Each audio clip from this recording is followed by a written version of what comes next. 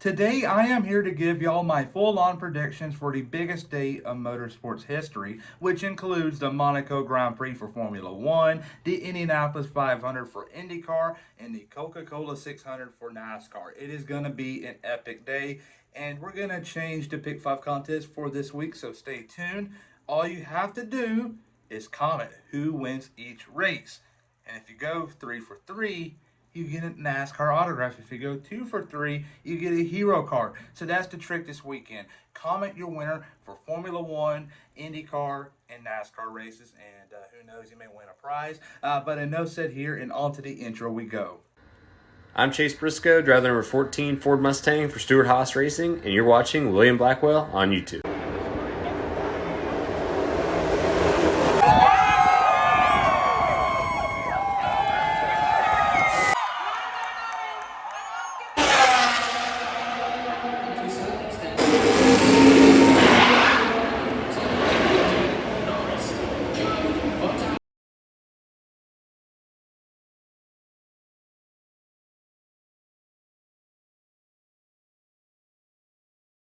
I am going to go in the order that things will go. Sunday, at Monaco first, and then Indianapolis, and then Charlotte. But for the Monaco Grand Prix, it is going to be a tricky one. Qualifying is going to be very crucial. It is much harder to pass here than any other track.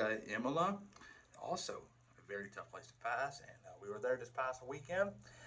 Budapest is very tough. Singapore is up there.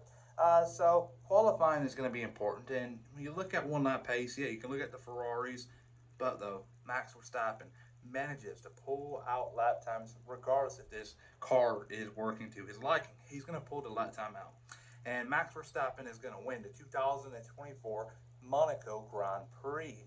And kind of put a little pause on the championship battle. A lot of people were speculating, in my opinion, between him and Lando Norris. Norris is still many points behind. I think it's 60 right now. But Leclerc is up in second place right now, so he can make a run at it. But I don't see nobody catching the Red Bulls right now. Being completely honest with you, Sergio Perez will come home in second place. He needs a good result. The last month and a half, I guess you can say, for the young Mexican driver has been very brutal. Lots of up and downs, but since China, he lost his mojo. So I believe he picks it back up in Monaco and gets a runner-up finish. He's good at these three courses. So there you go there.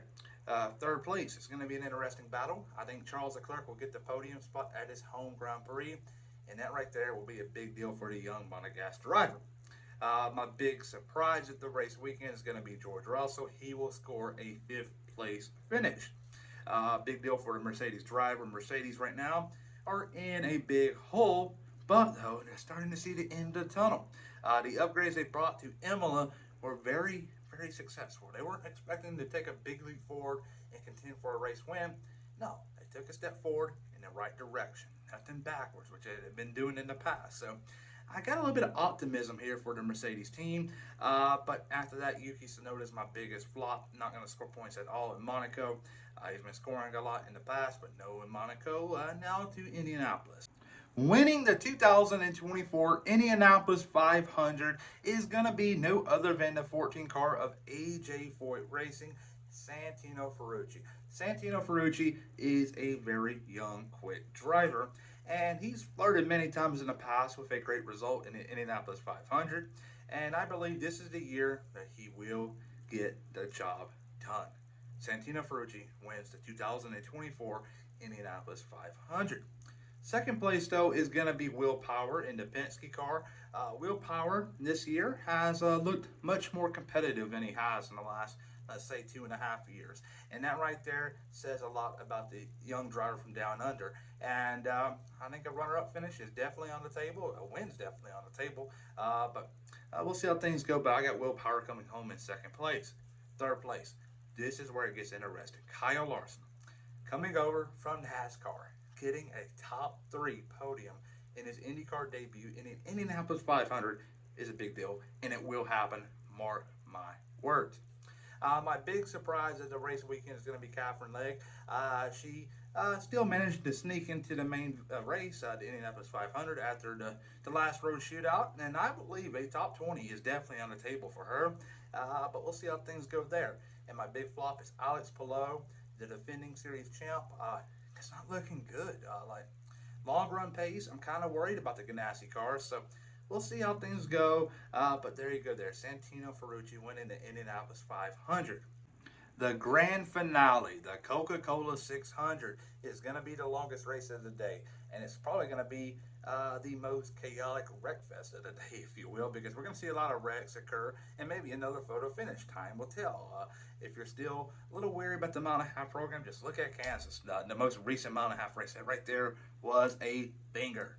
But the driver that's going to go to victory lane in the 2024 Coca-Cola 600 is going to be Joey Logano in the Penske car. Logano has had an up and down year.